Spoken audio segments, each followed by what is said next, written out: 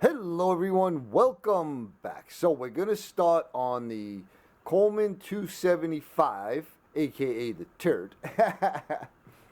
And so here's where I'm at. I took off the frame,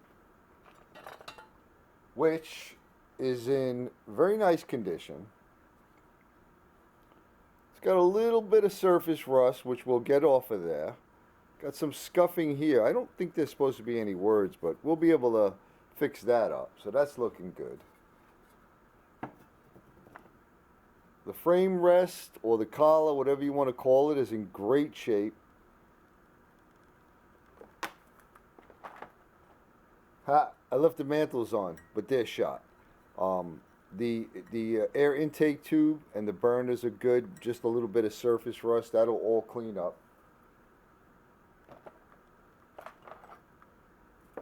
This has a spark wheel in it. The flint's gone. But we'll clean that all up. Oh, I don't have the globe here. I actually crazy glued the globe together and it held. But obviously I'm going to need a new globe. What else we got here? Here's the hood. That needs to be cleaned up. It's only really got one major chip right here. Try to figure out how that one happened. But so that should clean up great. Now, the elephant in the room is the bottom. This is all rusted, and I got rust all around here, okay? So my plan is to strip the paint off the bottom of the fount. I'm not 100% sure how far up I want to go. Like, I'm not stripping this paint, but I'm going to sand it around this edge here. And I have this paint right here. This is Ace Rust Stop Leather Brown Gloss. And this was recommended to me on the Coleman forum. And it's a pretty good match. I don't want to paint the whole fount. I don't want to strip it down because the top of this actually looks great. It may not look great now, but once it's cleaned off and I use my Magic Renew RX paint clarifying compound, it's going to shine. So I don't want to mess with that, okay? Yeah, I think we're going to get away with it. And again, if the color doesn't match perfectly, you're never really going to know. But I got to get rid of that rust. Now, something else I noticed was I have a problem with the check valve. Now, I'll show you this. I learned this from Frank over at Old Town Coleman. So I'm going to pump it up, okay? Actually, I'm going to put my finger like this. Okay, now, I'm going to release my, see that? You see that? I'll do it again. Now, I'm not closing the valve with the valve stem. I'm just putting my finger here, which is not letting air out. And then I'm just slowly letting my finger go. That means the check valve is clogged. Could be bad. I doubt it's bad. Because when I took off the fuel cap, I see a lot of varnish in there. So that's going to have to be cleaned out, okay? And how I do that is I just use denatured alcohol and BBs. And I'll put a good amount of denatured alcohol in there. Throw some BBs in. Shake it around. Let it sit an hour. Come back, shake it around. Let it sit an hour. And I'll do that for a couple hours. I'll just do that. And then I'll dump out that alcohol, and when I do, I'm going to save it so I can show you what it looks like. It's going to literally look like a sludgy milk chocolate, okay? So we got to do that. We got to clean the inside of the fount. As far as taking this valve out, I don't want to. It's got their thread locker on it, whatever it's called. I forgot the name of it, but it does hold pressure if I close the valve, okay? And I let I put a good number of pumps on it, and I let it go for it had to be 2 or 3 hours. And I came over and I opened the valve, and the pressure released. So I have confidence that the Schrader valve is good. Okay, and again, it doesn't look abused. It really doesn't look like it was lit much. You know, and what's the date on this puppy? 9 of, it looks like 79. So it's not that old. You know, it's got some age to it though, but it's not that old. So what I'm going to do is I'm going to take the check valve out, and I'm going to show you how to do that. Now, you could just get carburetor cleaner and spray it down there. Good, we got a leather cup. It's nice and oiled, so whoever had it took care of it. Like I said, you could get get carburetor cleaner. Man, my hand's always in the way, isn't it? That's pretty clean. And spray it down there, and that'll probably loosen it up. But since I'm not taking the valve out, and I'm going to clean the inside of the fount, I'm going to want this as an extra air hole. So the when I'm cleaning it, I could get all the liquid out and then blow it out. So, onto the check valve. If you're only taking out one check valve in your life, you're not going to need to buy this tool. But believe me, it's a great investment if you're going to start tinkering with these. The other thing you could do is you can get a screwdriver and grind it down to the right size. I don't recommend that. If it's stuck in there, there's a chance you could bugger it up, or even worse, you'll snap off one of the ears, and now it's in there, and you got to get an easy out to get it out. So let me see if I can reposition the camera so you get a better view, and I'll show you how to take it out. All right, so now this tool, it has two sides. This is an 832, and this is a 1/4 32, okay? And then this is one of side is for a wide slot, and one is for a thinner one, okay? So what I like to do is, basically you can take a look in there and see the size of the threads. And I can see them. They look like they're going to be an 832.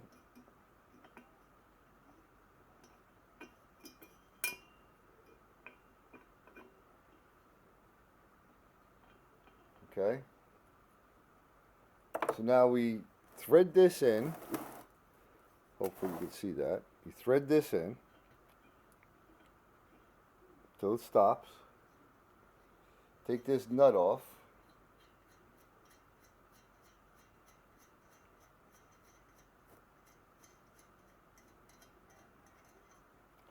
And then what I do is I'll slip this in and see how much wiggle room I got. Actually, that was the wide one. So the wide one went in, so bingo, that's the one we're going to use. Okay, so you slip that in till it locks in. Put your nut back on.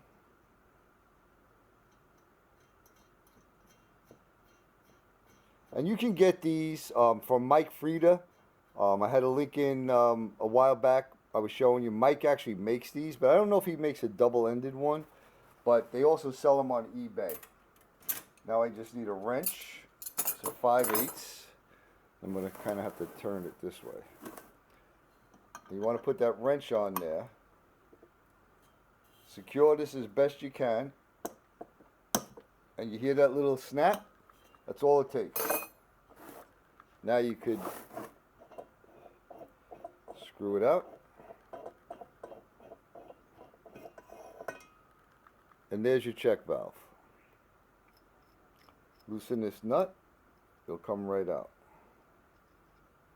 Okay, let me put this away. And the way the check valve works is air goes in, but it doesn't come out, and fuel doesn't come out. And there's a little ball bearing there. You see that? I don't know if it's going to show up, but that should be loose. And you could hear it if you go like this, you could hear it. And I could hear it's not moving.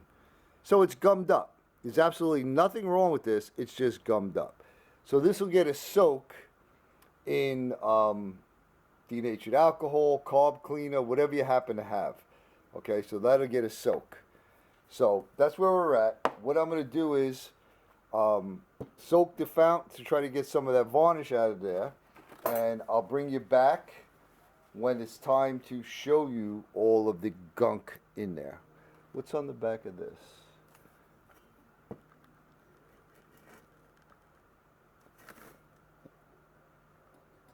I never saw anything like that.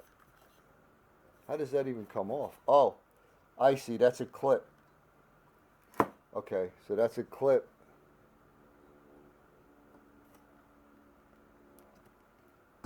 Okay.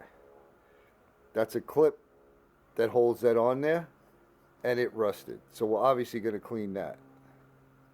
All right. No problem. All right, I'll bring you back when we start cleaning the inside of the fount. And again, I want to do that first before I tackle this, because I want this to be the last thing I do. All right, I'll be back. All right, so I had the alcohol and the BBs in there. I'm going to pour that out in a second, but I forgot to mention the reflector, and it's got a sticker on here. It says Miller and Borman Sporting Goods, and I looked that up, and that's in Michigan, which I thought is cool. How it ended up in Florida, I don't know. But I digress. Now, I did notice, and you're probably not going to be able to see, but there's some kind of coating in there. I doubt you could see it. Let me see if I could get this light on it.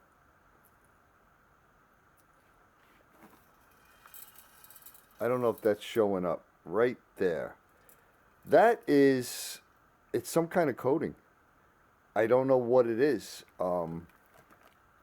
Unless there's a pinhole or something on the bottom, which when I clean the bottom, I'll be able to see, hopefully. Or I don't know if these founts were coated with something.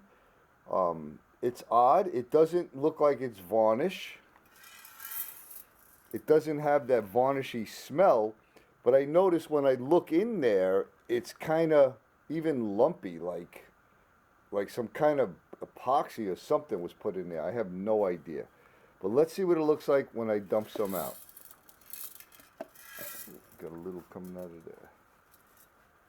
Yeah, it's not what I expected.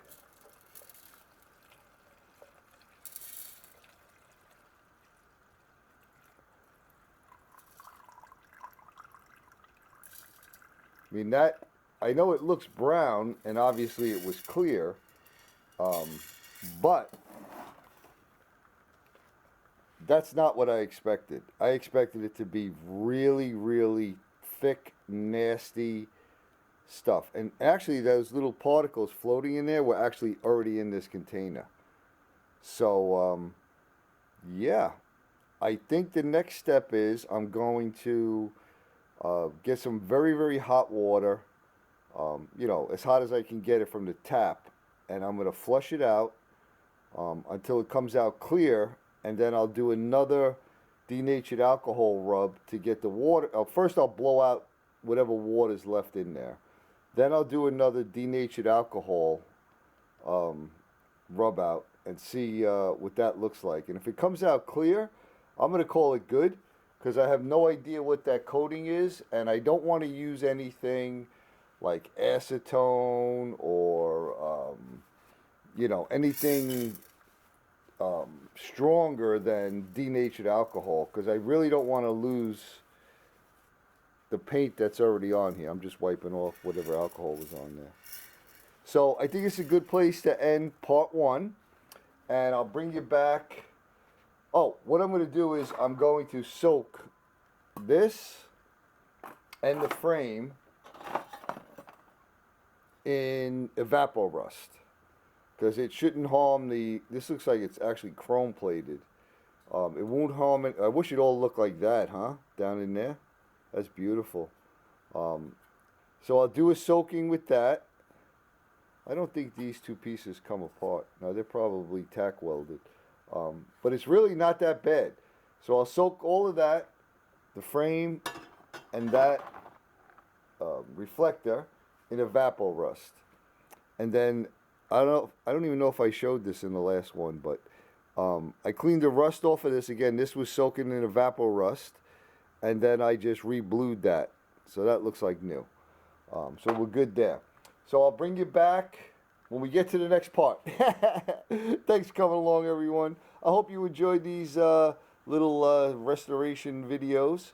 And like I said, with this, I'm going to keep the original paint and strip the bottom. So when you come back, I'll have this bottom all stripped out, and I'll let you know how I made out with the inside of the Fount. All right, folks, I hope you have a great day. You know I'm going to say it. I'm sending you all much, much love and appreciation, my brothers and sisters. Thanks for coming along, and we'll see you on part 2.